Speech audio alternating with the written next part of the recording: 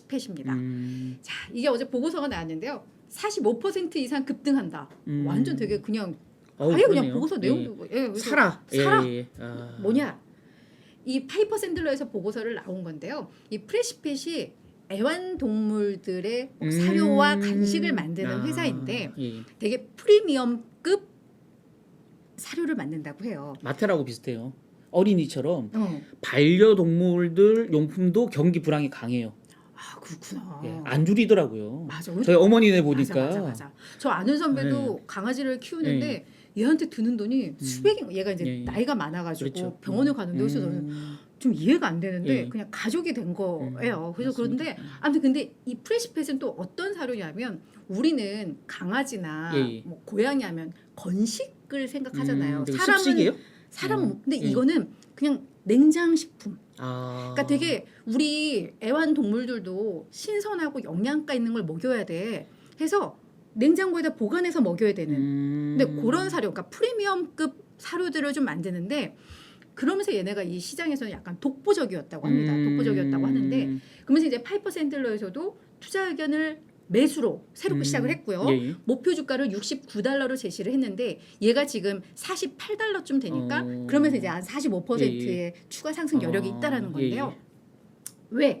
이유를 보니까 혹시 뭐 페팸족 많이 들어봤죠. 팻맘 아세요? 이거 모르면 뭐 기자가 아니죠. 굉장히 트렌디한 용어잖아요.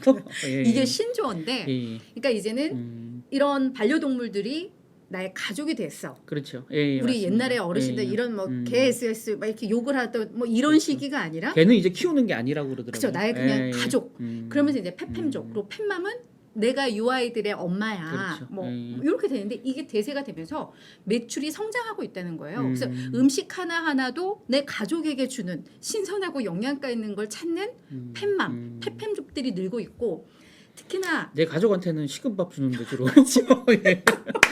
참 가족보다 가족 그 이상이네요. 요즘은 이 가족 얘들한테 진짜 명품을 쓰고 이러잖아요. 그래서 실제로 이 시장이 매우 성장을 하고 있습니다. 얘네가 매년 성장률이 30%대를 기록을 하고 있으니까 엄청 크고 있고 MZ 세대가 이 양육의 주요 세대로 부상하고 있다는 것도 매우 중요하다고 하는데요.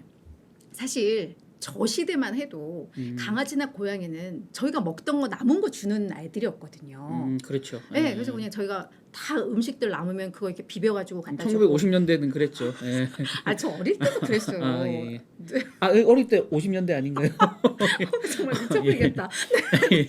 네, 그랬는데 MZ 세대에게 반려동물은 그런 위치가 아니라는 거죠. 맞습니다. 네, 그리고 지금 그러니까 이런 뭐 반려동물들을 함께하는 가족의 약 50%가 지금은 MZ 세대인데 2025년이 되면 그 비중이 한 60%까지 커질 거라고 합니다. 그러면 이제 매출 성장에 대한 기대감이 이제 훨씬 더 높아지는 MZ 세대에게 이 펫은 좀 새롭거든요.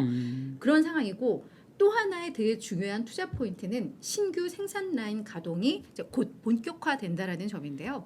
얘네가 이제 텍사스 애니스 공장을 이번 뭐 3분기 후반쯤에 새롭게 가동을 할 그런 계획인데 이게 왜 중요하냐면 이 프레시펫도 매출 성장은 연간 약 30%씩 할 만큼 매우 좋은데 마진이 썩 좋지가 않았었다고 합니다. 그래서 기존 공장 가동하는 걸 보면 12시간은 가동을 하고 12시간은 뭐 청소를 하거나 이렇게 하면서 쉬어갔대요. 근데 이제 이 신규 생산 라인이 가동이 되면 이게 풀 가동이 가동한 뭐 그런 구조고 청소 때문에 가동을 멈추더라도 그 시간이 지금처럼 12시간이 아니라 훨씬 줄어든다는 거예요.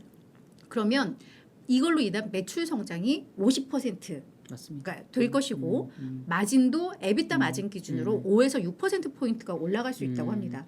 수요가 탄탄한 기업의 신규 생산 라인 가동은 항상 매우 호재예요. 중요한 거죠.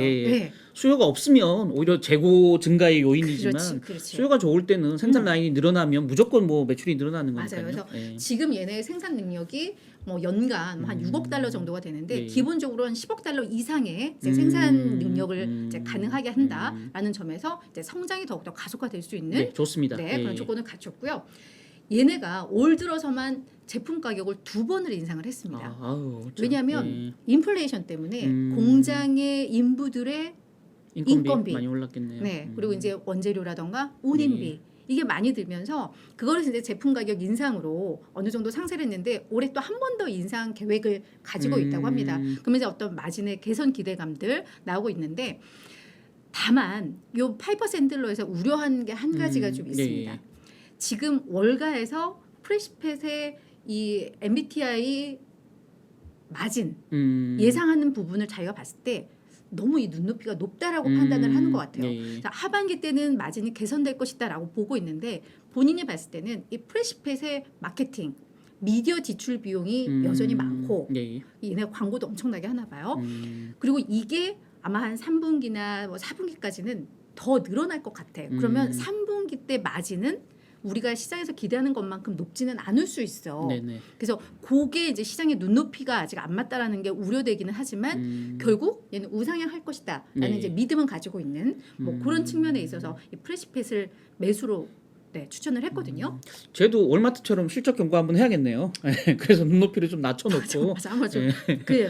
그래서 예. 아마 여기에서도 그런 얘기를 이 애널도 한 게 아닌가라는 예. 생각이 드는데 월가 투자 의견도 보면 목표가 상단이 지금 118달러까지도 형성이 되어 있습니다. 물론 오우. 하단은 32달러인데 목표가 평균이 77달러. 그러니까 상승 여력이 월가에서 보는 게 60% 정도가 되거든요. 예. 그래서 사실 2분기나 1분기 때는 마진이 줄어들고 또 약간 품질 이슈가 잠깐 일회성으로 있었던 것 같은데 그게 이제 다 해결 국면이기 때문에 이 부분에 대해서는 되게 긍정적으로 보는 기업입니다. 그래서 이 기업도 한번 지금 마텔처럼 예, 한번 관심을 가져볼 보실 만하겠네요. 그런 기업이다라고 해석을 해볼 수가 있겠습니다.